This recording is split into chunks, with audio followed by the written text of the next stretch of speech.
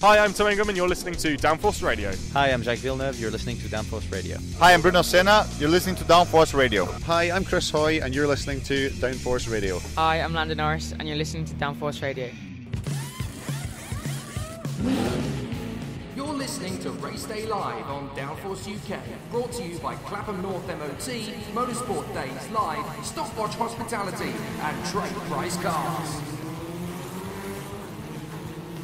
Hello and good morning everybody, welcome back to Shenington. It is the second day of action here at the Tuto Money Super 1 British Karting Championships, and we are not far away from going live for the first of our two Repecharges that will set the grids for the final races of the weekend for Honda Cadet and TKM Extreme. Jake Sanson here up in the commentary box here at Shenington. Some interesting bits of news to give you over the course of the last 12 hours or so, as a few things have been happening, of course, in the steward's office. A few changes have been made to the classifications of a few of the races, particularly from Miami Cadet yesterday, with a 2-lap penalty eventually being handed out to the O-Plate Freddie Slater, who finished the second of the heats yesterday in 5th position, which drops him down to 28th position on the road. A similar 1-lap penalty given to Harry Jr. Burgoyne, which dropped him down from 26th position, just in front of Sebastian Weldon, down to 27th. No major change there for him, but for Freddie Slater in particular, that is a big drop, and we'll see him start the finals later. Certainly further towards the tail end, he'll have to make a lot of progress. One of the most dramatic changes, of course, from yesterday was Josh Rowledge taking the victory in yesterday's... Josh Rowledge finishing third in yesterday's second heat of the Mini X30, and he was also unfortunately docked and then disqualified for various misdemeanors, apparently basically something due to the incident between him and Josh McLean. So Josh Rowledge was unfortunately excluded from the results yesterday, and that will put him 7th position in that second heat, so he's got a bit of fighting to do. Don't seem to be many other changes in the other classes to report from the various heats. Most people tended to behave themselves throughout, which was very good news. Excuse me, it's still a very early start to the day. I think there is one other change actually, in that Zach Taylor was given a 1-lap penalty from the Junior TKM second heat, and he was put down to the back. Not entirely sure what the transgression was on that particular occasion. From Junior X30, as far as I'm aware, there were only a handful of incidents worth of penalty. Axel Laflamme was given a time penalty from the first race, which dropped him down to 27th in the proceedings. And then there was a docking for Reggie Dewey, who actually took the victory on the road, I believe, in his previous race, Heat 2, and unfortunately that docked him down to 28th position.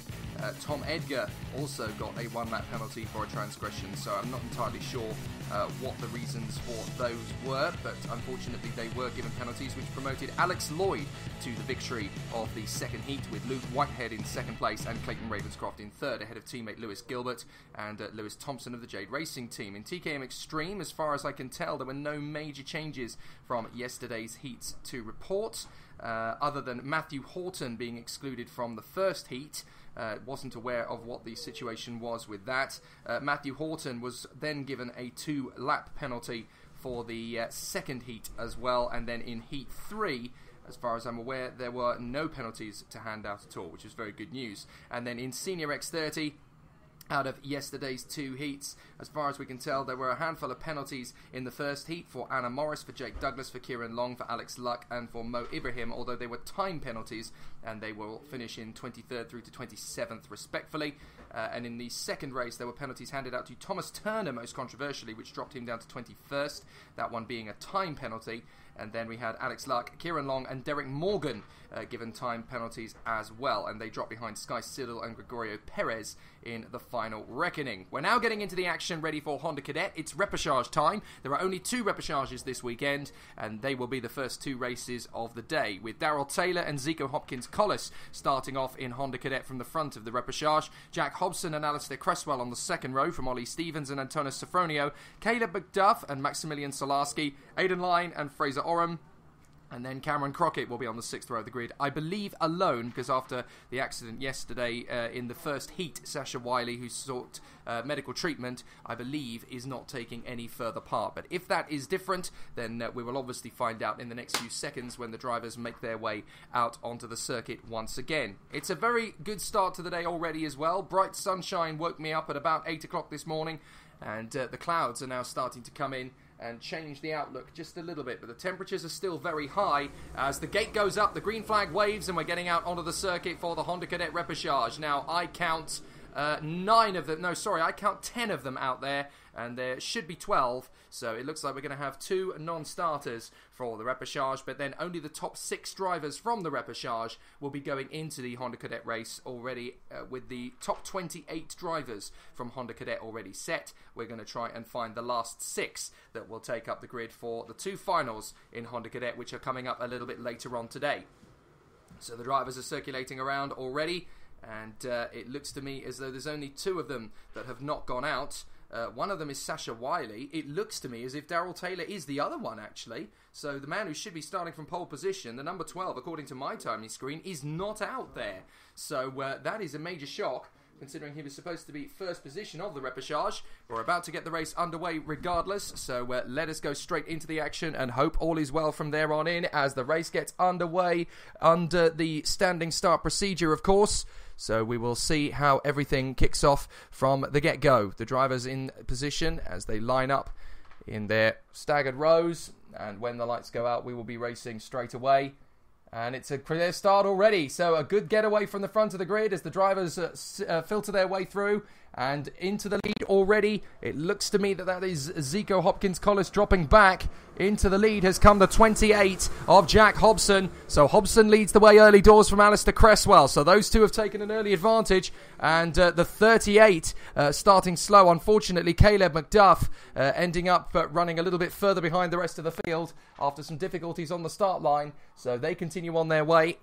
But as they come up to the Bruno chicane for the first time in this Repechage, it is still Jack Hobson in front of Alistair Cresswell. Looked like a bit of a poor start for Zico Hopkins-Collis. So no Daryl Taylor, no Sasha Wiley. Sasha Wiley's understandable after the accident yesterday, but Daryl Taylor, not entirely sure why Daryl hasn't started the Repechage. But for the moment, it is Hobson and Cresswell out in front of the field as they come out of that final turn and across the finish line for the first lap of this Repechage. Ollie Stevens in third from Sofronio, Solarski, Hopkins-Collis, Line, Oram and Crockett, with Caleb McDuff a little further back. Looks like a bit of a sizable battle kicking on there as Aidan Line closes in on the Australian Zico Hopkins-Collis, who's not had the greatest of starts here in the Honda Cadet Repechage.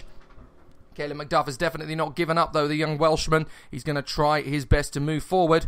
And as they come back to the Bruno chicane for the second time, it looks as if these two, Hobson and Cresswell, are definitely starting to get away from the rest. It is a 5-way scrap for the 4 places remaining in the Honda Cadet grid. Stevens, Sofronio, Solarski, Hopkins-Collis in line, with Oram and Crockett battling away for 8th, and Caleb McDuff a little way back after a slow start. But he is only 5 seconds back off the queue, so there is still plenty of time with 8 minutes and 12 seconds on the clock for these guys to come back into play.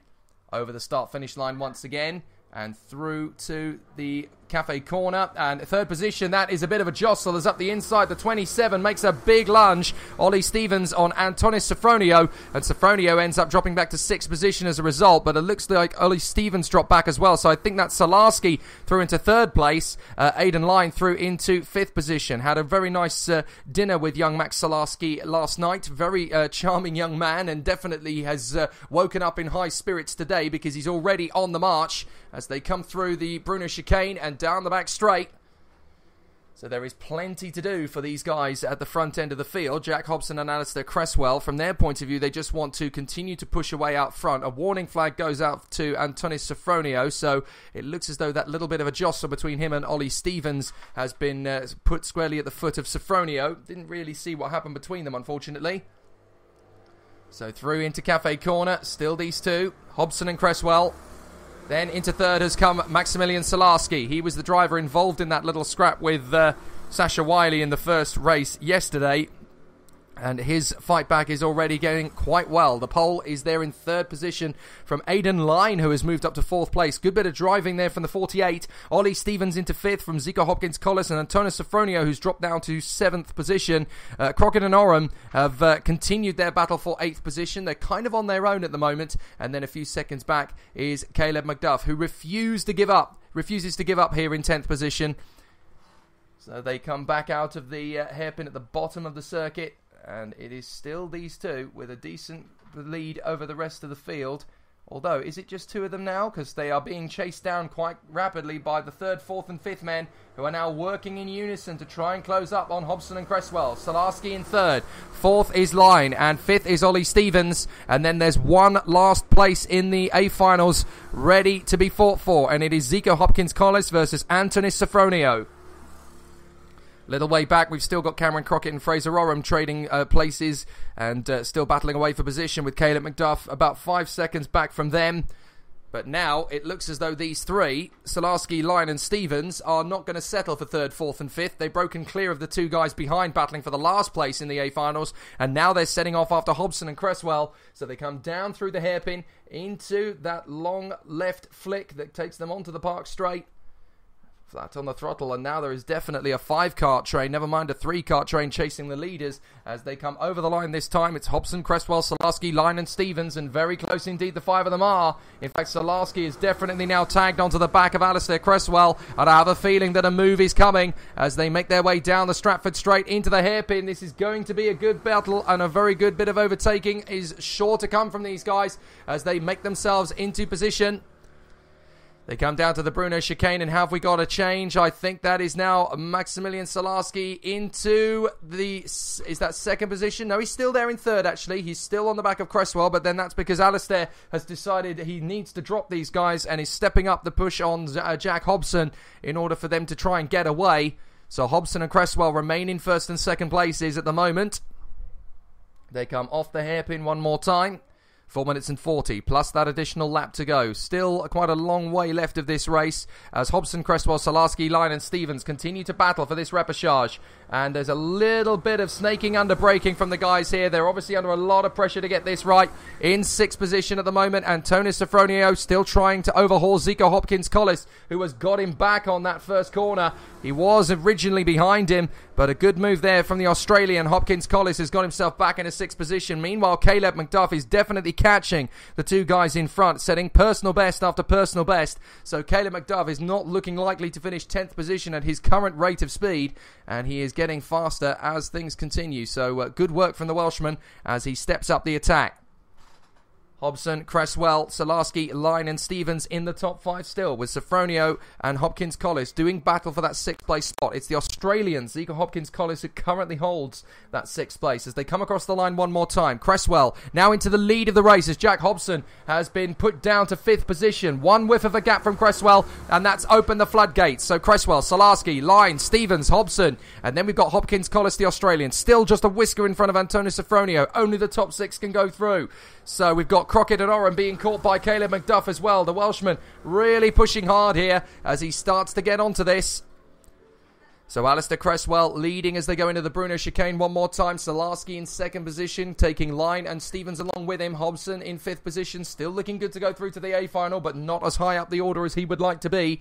As they go down the hanger straight, through hanger corner, flat through that right-hander, into the braking zone for the hairpin. Take it nice and easy, not too much curb, get back on the power, run the way through that long flick on the left-hander, and then down the park straight over the line. We've got 2 minutes 52 seconds, plus 1 lap left on the door, and up the inside, that's a great move from Salarski. Salarski goes into the lead of this repechage. Into the first corner. Through Cafe they come now. And Salarski is in the lead. So Salarski from Cresswell, Line, Stevens and Jack Hobson. Then it is still Hopkins-Collis and Sofronio in that 6th position battle. One of these guys has got to take it.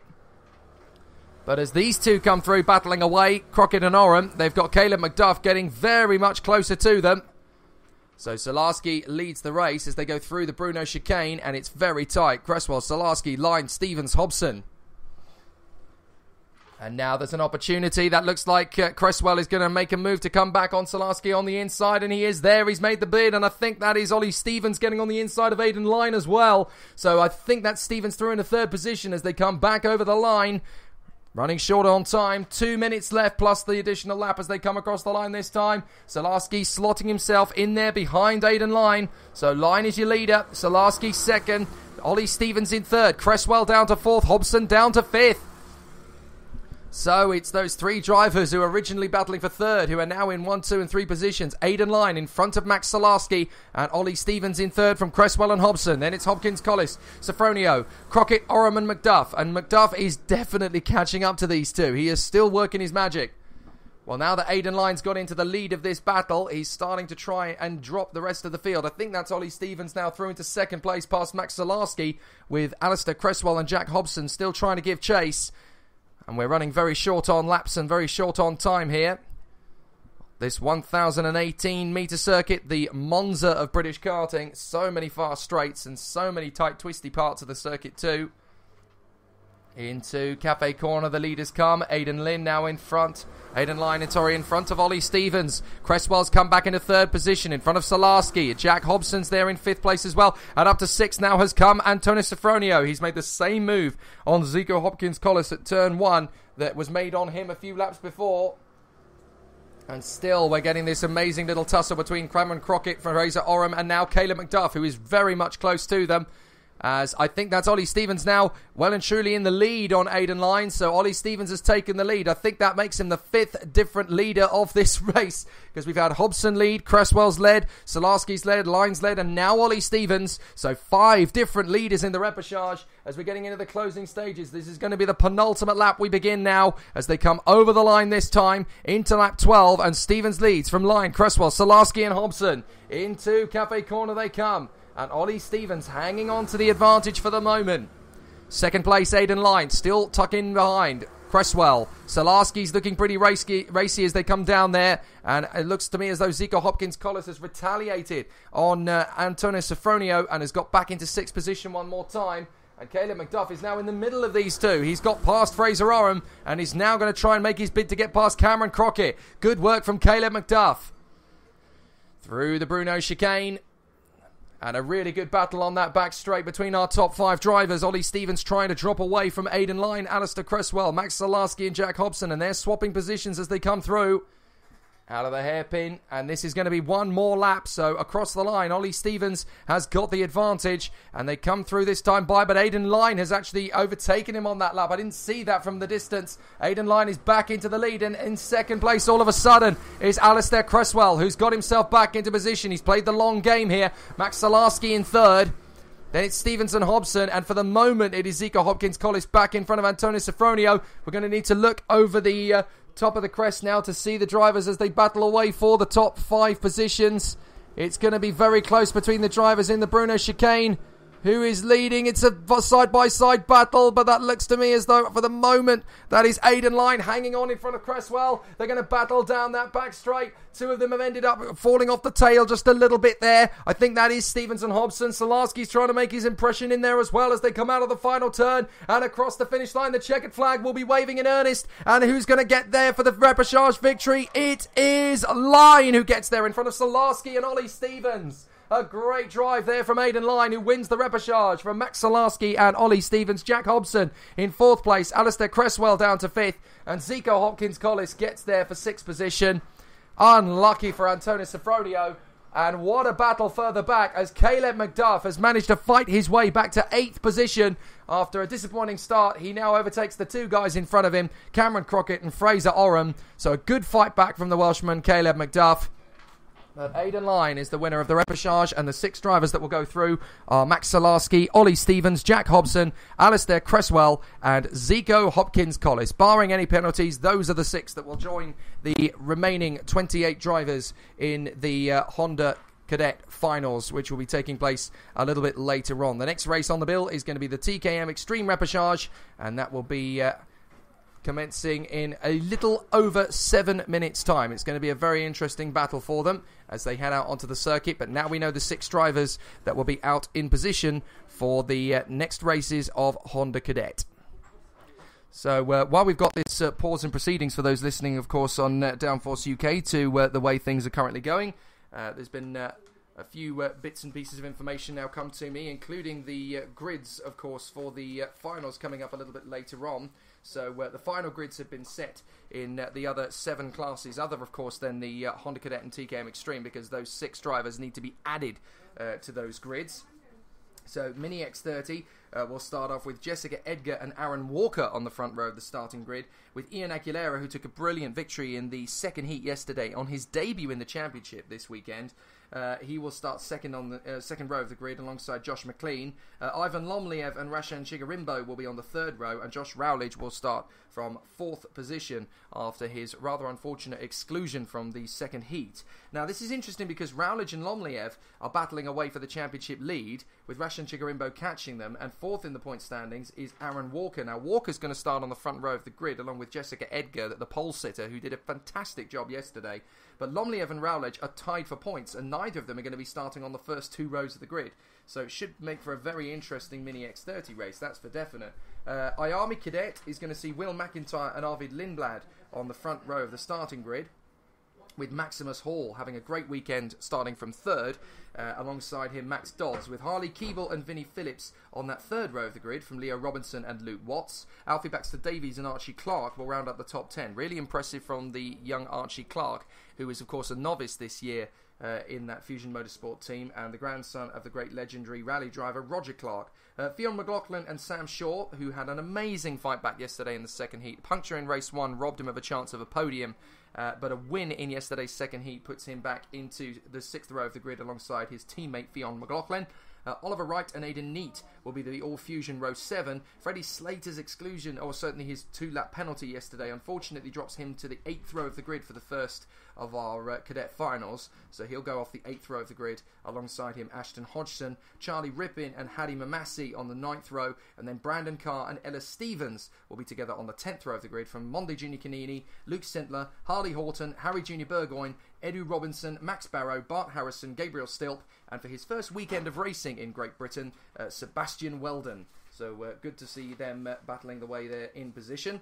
Senior X30 grid to talk you through next. It's going to be Oliver Hodgson on the front row of the grid from Joe Turney, Morgan Porter and Rory Hudson on the 2nd, Sean Butcher and Levi King will be on the 3rd, Lewis Malin and Ewan Wilson will be on the 4th row from Sam Stansbury and Matt Armstrong, Thomas Turner and Saul Robinson will be just outside the top 10 from Brad Pennell and Henry Laws, Patrick Rundqvist, the Swede, who's here competing for the first time I believe in Britain, and Scott Jackson on the 8th row with him, Jensen Brown and Derek Morgan on the 9th row, Mo Ibrahim and Rashid Ghanem will be on the 10th row from Jake Douglas, Anna Morris, Sky Siddle, Gregorio Perez, Archie Tillett, Alex Luck and Kieran Long. Archie Tillett obviously having that massive barrel roll in the second of his heats yesterday, and somehow walking away with it, quite literally. Then we have the Junior X30 battle. Alex Lloyd picking up 2 heat wins yesterday, means he's on pole position from Lewis Gilbert. Luke Whitehead and Caden McQueen will be on the 2nd row from Nelson King and Lewis Thompson. Dragon Pinsent and Oliver Behrman will be on the 4th row from Will Ellswood and Casper Stevenson. Championship leader Clayton Ravenscroft will go off the 6th row of the grid from Oliver Gray. Jamie Mead, who's leading the club championship here at Shenington, will go off the 7th row alongside Tyler Reid. Reggie Dewey had that win taken away from him unfortunately yesterday, but will start from the 8th row of the grid from alongside Matthew Hudson. Josh Rattican on the 9th row alongside Sam Heading. Alessandro Serenetti alongside Rufus Hunt. Shane White and Casper Scusa. Douglas Bolger and Alex Lay. Alex Moody and Tom Edgar. Max Mear and Teddy Pritchard Williams. Sam Hawthorne, and at the very back of the grid, the O-Plate, Axel Laflamme is going to have a very tough day at the office whatever happens here, so obviously that's one to keep an eye on. We then have the Honda Cadet and Junior TKM and TKM Extreme grids to get through. So we know now the top 6 drivers in Honda Cadet from the Repechage. So on the 15th, 16th and 17th rows of the grid are going to be Aidan Line, Max Salarski, Ollie Stevens, Jack Hobson, Alistair Cresswell and Zika Hopkins-Collis. That's the top 6 from the Repechage. Ahead of them on the grid, Alfie Rigby and Dan Ginshard, the championship opponents, will be starting on the front row of the grid for the first final from Archie Walker, leading rookie, and Oliver Greenall on the 2nd row. Tristan Reddy, E-Plate runner, the newly crowned E-Plate champion, 3rd row of the grid alongside the Japanese driver Kian Nakamura Berta. Ethan Simmons and Ryan Willis on the 4th row from Sonny Smith and Marcus Luzio. Dan Parent-Smith, who is leading the club championship here in Honda Cadet as well. Theo Makuris alongside him. Jack Plant and Harley Horton. Neo Phipps and Sebastian Bloch, who had a penalty handed to him yesterday rather sadly on the 8th row. Leon Henderson and Mikai Singh. Lorenzo Cordell and Dan Holdsworth. Oliver Stewart and Mitchell Gibbons. Jack Clements and Ed Pearson, another driver who was unfortunately penalised. Sophie Kinghorn, Morris Henry, Jai Lawrence and Cruz Speakman. And they will of course be joined by Aidan Lyne, Max Stalarski, Ollie Stevens, Jack Hobson, Alistair Cresswell and Zico Hopkins-Collis. Junior TKM, the grid will look like this for the first final. Abby Pulling and Connor Kearney, Zach Oates and Oliver Richardson, Aston Wigley and Harry Yardley-Rose, Ben Watson and Morgan Kidd, and then rounding out the top 10 will be Dan Butterworth and Spencer Stevenson, both trying to catch up with Abby Pulling in the starting lineup. Jack Nicholson and Scott Smith, Archie Strong and Alex Page, Max Davies and Ben Higgins, Zach Taylor and Will Orton, Joe Harrison and Jensen Davis, Dan McKeown, Ethan Newsham, Oliver Stratford, Louis Harvey, Dominic Kilmister and Harry Arthur. And finally, the grid for the TKM Extreme first final will look like this. Sam Fowler and Joseph Reeves-Smith, Chris Whitten and Ryan Cole, Max Goldsmith and Christian Briley, Louis Bevan and Rob Wellham, Harry Moore and Josh Sheriff, James Pashley and Ross Deal, Adam Sparrow, the championship leader, alongside Pete Newman, Zach Bowen and Carl Sprout, Lewis Wadley and Gavin Pitt, Austin Monday, Mitchell Ball, Sam Johns, Lee Whittingham, James Whittaker, Joe Fowler way down on the 12th row, Owain Rosser, Matthew Ayres, Reese Cullen-Jones and Joe Stockford down on the 14th row of the grid. And you'll wonder what that rise of the revs was. Well, that was the TKM Extreme Repecharge going on. So this race is to decide the 6 drivers that will join those guys that I've just listed on the starting grid for their first TKM Extreme final of the day. Jack Darton and Megan Lawson will be on the front row of this grid, with Colin Morris and Amy Duke. Nathan Wells will line up beside John Hogan, who really could do with a good result here. Lewis Rushforth and Alex Lemon. Isaac Marsh is alone on the 5th row because Alex Reese, I'm told, has withdrawn. And then Theo Hesketh should be there alongside Matthew Horton. There's 2 drivers in particular who will be charging their way forward as we get started. And away we go for the TKM Extreme Repecharge. They come through the first corner, no problem at all. And it's Jack Darton who holds an early advantage from the 41 of Colin Morris. Megan Lawson, I think, is still there in 3rd position as they charge their way through for the first time up towards Stratford Hairpin. A really exciting battle in this final repechage of the weekend before we get into the finals just about an hour's time from now.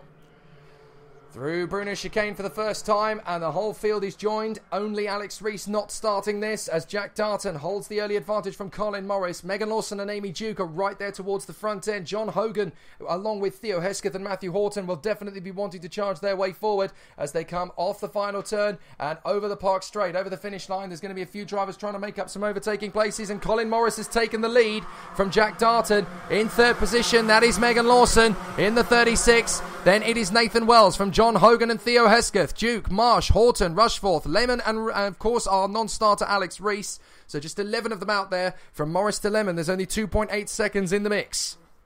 They go down to Bruno Chicane once again. And out in front, it is still the 41 of Colin Morris with Jack Darton and Megan Lawson very much in the mix. Although that looks to me now as though Nathan Wells has started the attack for 3rd position. If not, has already made it there, with John Hogan starting to get past drivers as well. The 73 will want to be towards the sharp end, as will Theo Hesketh and Matthew Horton. So they've got a lot of overtaking to do if they want to get to the front end of the field. But at the moment, it is Colin Morris from Darton, Wells, Hogan, Lawson, Hesketh, Duke and Marsh. And that's a big move up the inside from the 18. Good move there from Theo Hesketh to get on the inside there of Megan Lawson and take the place. The number 24, Matthew Horton, has received the warning flag yet again. A really difficult position for Matthew Horton to find himself in. And he had some big difficulties yesterday, in fact. So Matthew Horton really struggling to get a good balance underneath him here today. And really struggled yesterday to have a clean race in the mix as well. Up to the far side, Colin Morris is your leader though. Jack Darton looks like he's already under pressure for 2nd position as they come off the hairpin. And there's been some pretty decent changes. They come down the main straight over the start-finish line.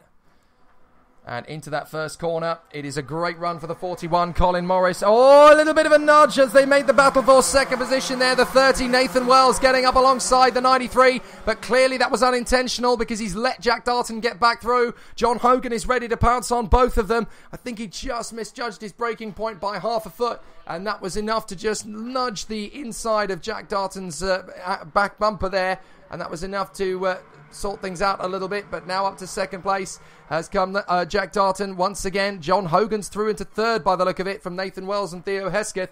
Megan Lawson is on the bubble in sixth position, looking for that final place in the repechage. So we'll see the drivers as they battle away over the start-finish line once again. 6 minutes 55, plus 1 lap on the clock still to go. And out in front, no problem at all for Colin Morris at the moment. But up to second place has come the 30 of Nathan Wells. Jack Darton is there in third position. Fourth place, Theo Hesketh now, having charged his way forward from John Hogan and Megan Lawson. Warning flag goes out to Nathan Wells. And to be honest, that doesn't really surprise me after that little moment with him and Jack Darton. He did initially give the place back, but he has now got into second position with a fair move. So I think the warning is very much warranted, but no more action needs to be taken. Theo Hesketh in fourth position, chasing down Jack Darton as they go through Hanger Corner and up towards the hairpin at the bottom end of the lap. They come back onto the main straight this time by, and Theo Hesketh's looking pretty threatening for third position already. If he gets an opportunity, he's going to dice down the inside and make that move. In fact, I think he's already done it. Indeed he has. So Theo Hesketh now into third position. Cracking start to the race from him as there's a great little battle going on for the 83 Amy Duke, battling with Megan Lawson. So Duke and Lawson have come through as Matthew Horton has now gone into sixth position. So that is the move to get him into the final. Matthew Horton in sixth position with the fastest lap of the race too, a 45.41. And the top six are now absolutely nose to tail. I don't think Matthew Horton's going to be done with sixth position. He wants a little bit more than that as they fly through that long sweeping right-hander into the hairpin at the bottom of the lap. And as they come over the start-finish line once again, it is Colin Morris from Theo Hesketh, I think, now up into second position. Yes, he's made the move on Nathan Wells, who has now dropped behind Darton. Morris... Oh no, Nathan Wells is the leader, my apologies. So it is Colin Morris that has slipped back into fourth position. And now Theo Hesketh's going for the lead on Nathan Wells down into the Stratford hairpin. It looks to me as though he's already got that job done under braking. So Theo Hesketh, I think, has taken the lead here. And not a bad run at all from what is a pretty low down position on the grid. No, he's still there in second place. My apologies. So it's Wells and Hesketh, Darton, Morris, Hogan and Horton battling away for third through to sixth, with Amy Duke and Megan Lawson still hanging on to those lower positions, with Isaac Marsh, Lewis Rushforth and Alex Lemon from 9th through to 11th, hoping that the drivers in front start to kick off. So over the line, Wells and Hesketh still there in first and second. Up to third again has come the 41 of Colin Morris, and John Hogan has dealt with the 93 for the moment of Jack Darton. Held on to the position. Matthew Horton is still there in sixth, but their battling has brought Megan Lawson and Amy Duke back into the action, with Lawson having repassed Amy Duke to get into seventh position. So the two girls there in seventh and eighth position, Megan and Amy, trying to get themselves back into the top six. They were there initially. Now they've got an opportunity to get back into the A final, because the six drivers in front of them are so busy scrapping amongst themselves that they have forgotten that Megan Lawson and Amy Duke are still very close to them, and they're getting closer all the time as they continue to squabble away for third through sixth. So it looks to me as though things could change several times over in this repechage. And through to the final, through to the lead comes Theo Hesketh. Through comes Hesketh into the first corner to take over the place from Nathan Wells. And now has a very confident stance in the lead from Colin Morris in third. Hogan in fourth now from Matthew Horton and Jack Darton, who's looking like a sitting target from Megan Lawson and Amy Duke. Both of them may be able to pounce in this stage of the repechage, as Theo Hesketh now trying to settle into a bit of a rhythm, but Nathan Wells is not shaking him off. So this is going to be a really exciting battle between these two as Theo Hesketh tries to get away from Nathan Wells, but Wells wants a little bit more action from this and is still putting a little bit of pressure on Theo Hesketh. Still a long way to go in this repechage. 3 minutes and 7 seconds as they come across the line, plus 1 lap. But Hesketh in good position at the lead of this race. Second place, still Nathan Wells, but Colin Morris is there in third position. John Hogan just sitting and keeping a watching brief in fourth. Then these two battling for fifth place. Matthew Horton and Jack Darton, with Megan Lawson and Amy Duke only about 3 tenths of a second back from them. So if there is any duelling at all between these two, it could change very quickly indeed. Into the Bruno chicane. Hesketh still out in front. And now into second has come Colin Morris. He's made the move there on Wells into the Stratford hairpin, no doubt. And now as they go down the hanger straight through Hanger Corner, It is Colin Morris, the 41, who's got himself back into second position for the moment. So Hesketh is your leader. Morris in second from Wells, Hogan, Horton, Darton, Lawson, Duke, Marsh, Rushforth and Alex Lemon. They come through once again into Cafe Corner, and this is a good run from Hesketh. He looks pretty stable out there, to be fair, as he comes through. Colin Morris in second position, a few kart lengths back. Nathan Wells is on his tail, as is John Hogan on Wells. Horton and Darton have a couple of kart lengths to make up, and then Megan Lawson and Amy Duke are together in 7th and 8th position. They go down to the Bruno chicane once again. Really exciting tussle between these guys, and it looks as though it is going to become a 7-kart train because Megan Lawson has not resigned just yet. She's definitely not throwing in the towel. She's in 7th position, 1 place away from qualification for the A-finals. If she can just find a way past Jack Darton, she will get herself back into the A-final. It's going to be very close. There's so many drivers out of position in this field who would automatically have gone through to the A-final that it makes it very tough. So Hesketh, Morris, Wells, Hogan, Horton, Darton, Lawson, Duke, Marsh, Rushforth, Lemon. Fastest lap of the race goes to Matthew Horton, a 45.30. That was the last lap of the race as well. So Horton trying to keep up with the rest of the field and trying to gain ground on John Hogan. Theo Hesketh up 10 places from 11th on the grid to the first position mark. Matthew Horton up from the very back of the grid to 5th position. So some good progress made. But from dead last, Theo Hesketh has come up to first position. A really good performance then at this stage of the race. And as they come through, this is going to be a very exciting challenge from the leaders now, with 5 of them all in a line, and the 6th one, Jack Darton, not far away. Up the inside goes Hogan. Hogan makes the move for 3rd position. So Hogan is past Nathan Wells and signals to Nathan Wells behind him. Come on, let's go get Hesketh and Morris. So John Hogan gets into 3rd position. Matthew Horton tries to make the move on Nathan Wells in retaliation, but wasn't quite close enough. So a really exciting challenge still to come then, as the drivers keep themselves nice and smooth through those S's. They go onto the back straight. A really exciting challenge on the far side of the circuit through the hairpin. And as they make their way through that long flowing right-hander, they come back onto the power through the left flick and over the start-finish line once again, running short on time, 2 laps to go. And now it is the race leader, Colin Morris. He's got back past Theo Hesketh with Hogan in 3rd position. Wells in 4th, 5th is Horton, 6th is the 93 of Jack Darton, with Megan Lawson only a few kart lengths back.